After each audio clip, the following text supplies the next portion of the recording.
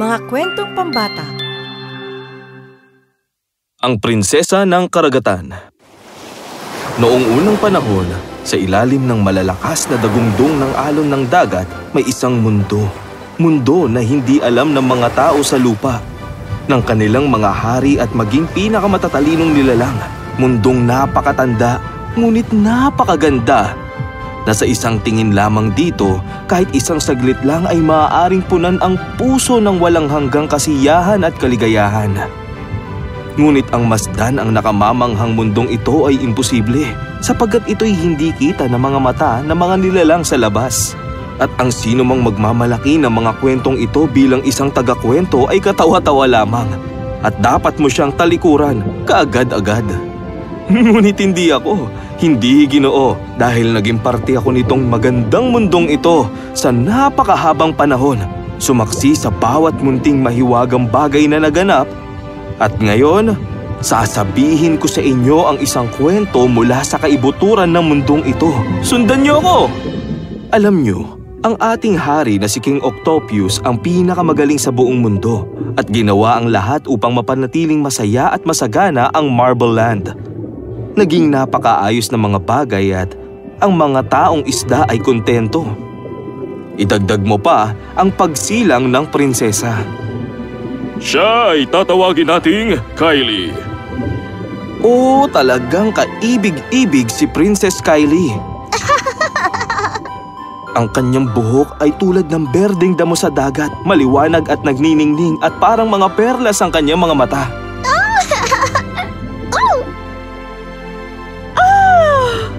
Tingnan mo, pinatok niya ang kanyang unang bula.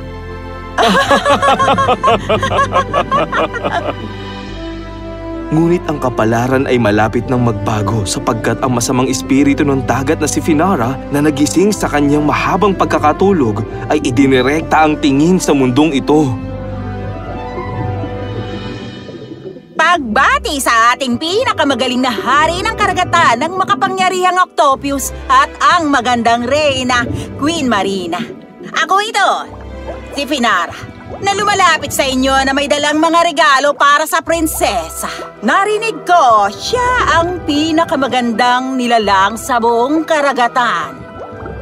Salamat sa'yo, Finara. Talagang totoo na siya ang pinakamaganda. Kung gayoy, kailangang makita ko siya kaagad.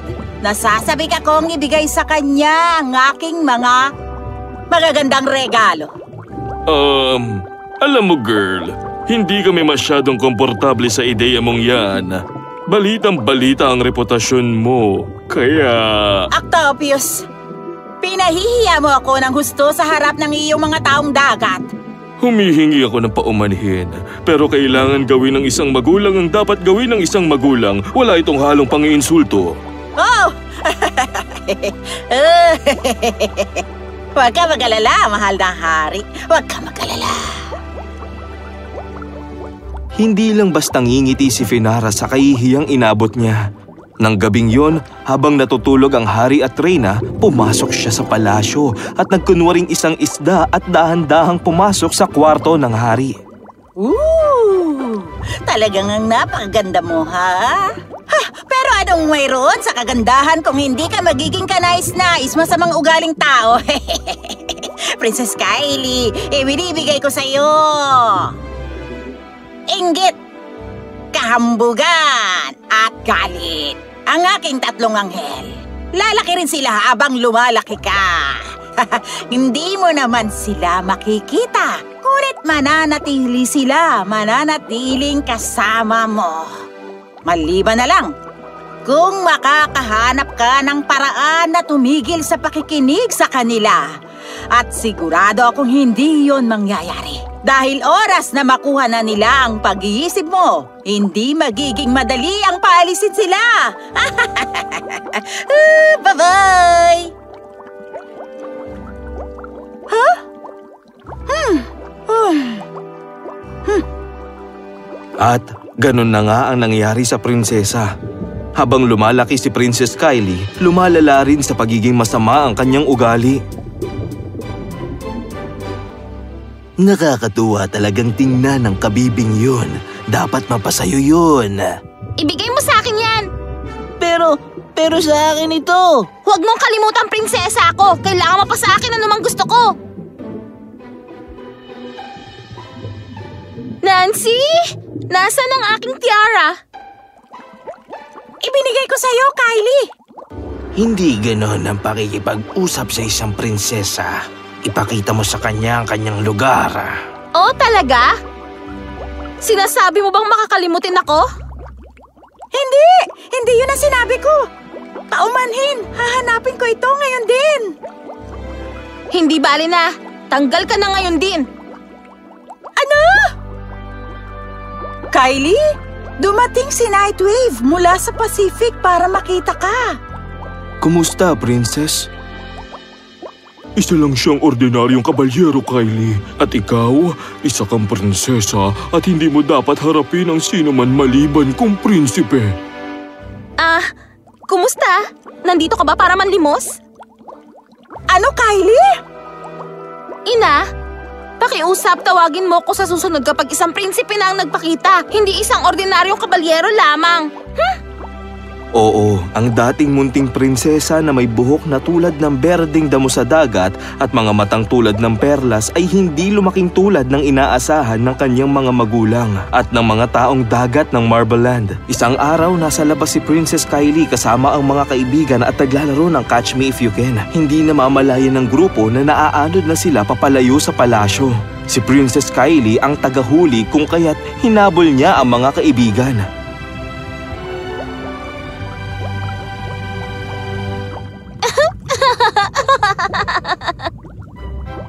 Habang papunta siya sa kanyang mga kaibigan, bigla siyang may napansing kakaibang bagay.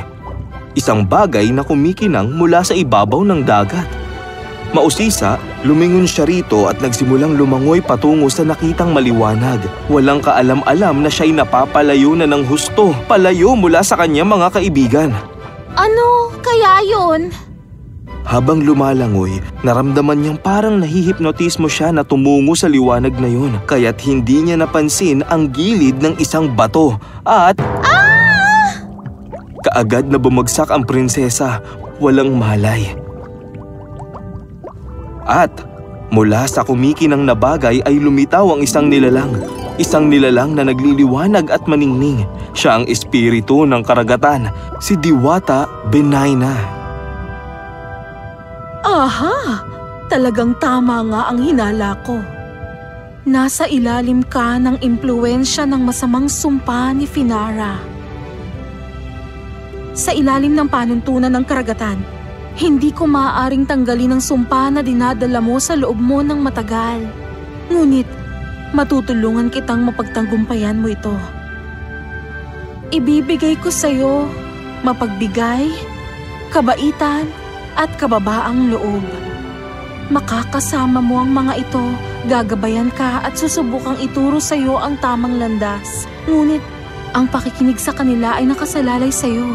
Magpagaling ka, prinsesa. Ha? Ang prinsesa? Si Prinsesa Kylie, gumising ka! Ha? Ano? Ikaw? Nasaan ako? Nasa isang lugar ka na hindi masyadong ligtas para sa isang prinsesa. Ayos ka lang ba? Naglalaro lang kami ng mga kaibigan ko. At may isang bagay na maliwanag. Masama ang pakiramdam ko. Hayaan mong dalhin kita pabalik sa iyong palasyo. Halika. Talaga? Ihahatid ka niya sa iyong tirahan? Itong simpleng kabalyerong ito? Mabuti pang mag-isa ka na lang. Bakit ba ako? Hindi ka mahusay kaysa sa iba dahil sa tingin mo'y mahusay ka. Ang kadakila ay nakasalalay sa kababaang loob, hindi sa kahambugan. Ang totoo, talagang napakabait mo sa akin. Salamat sa'yo. Pero, bakit mo ako tinutulungan? Naalala kong naging napakasama ako sa'yo. Bilang kabalyero, tungkulin kong protektahan ang mga nangangailangan ng tulong. Kaya, natagpuan mo na ba ang iyong prinsipe sa wakas? Hindi pa. Pero mangyayari, malapit na. Binabati kita. Salamat.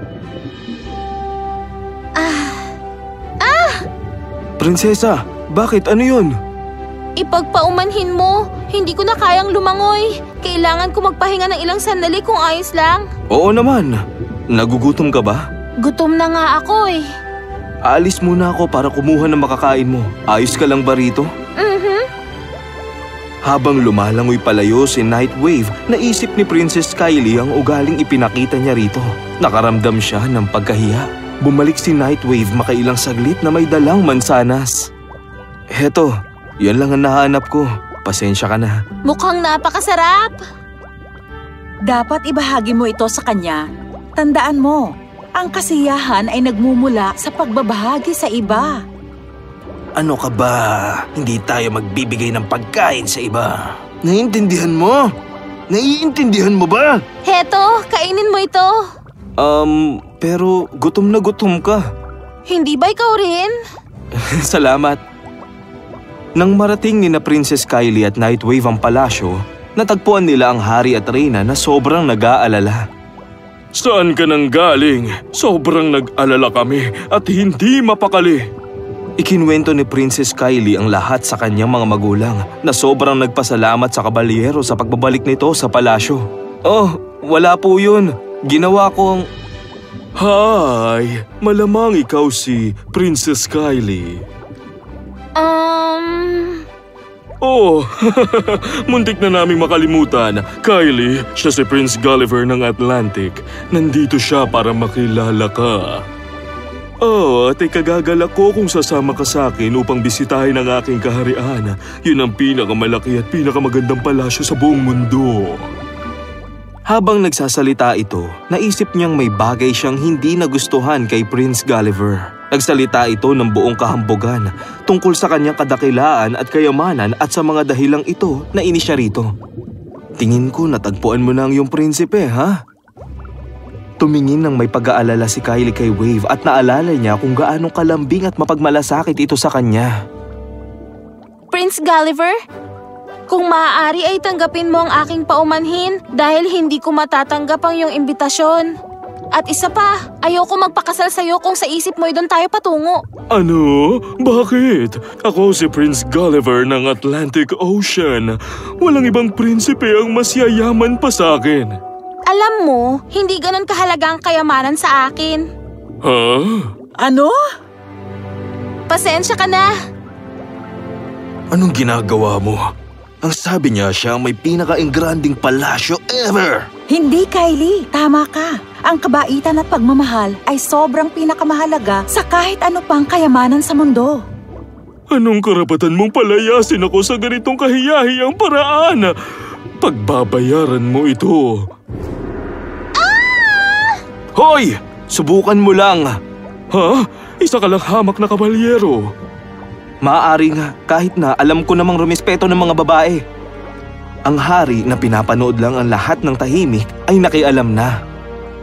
Prince Gulliver, maaaring ang ikaw ang prinsipe ng Atlantic, ngunit wag mong susubukang lumapit sa aking anak dahil hindi ako magdadalawang isip. Mga gwardya!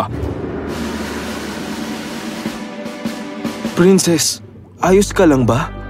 Wave, alam mo, ayoko kay Prince Gulliver. Ikaw ang gusto ko dahil napakabuti mo at mabait. At nung oras na sinabi niya yon, ang mga regalo na galing sa masamang espiritong si Finara ay naglabasan kay Princess Kylie at nawala sa hangin. Ano? Imposible ito! Finara! Ha? Pinadala kita sa isang mahabang pagtulog dahil sa iyong mga maling ginawa. Ngunit wala kang natutunan kahit isang bagay. Kaya ngayon, ibabalik ulit kita sa kulungan ng pagtulog. Hindi!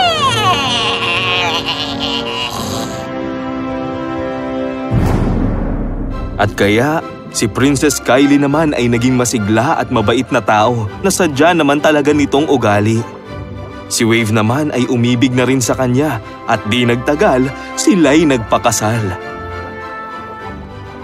Ang mga regalo ni Fairy Benigna, sina mapagbigay, kabaitan at kababaang loob ay nanatili sa kanya habang buhay.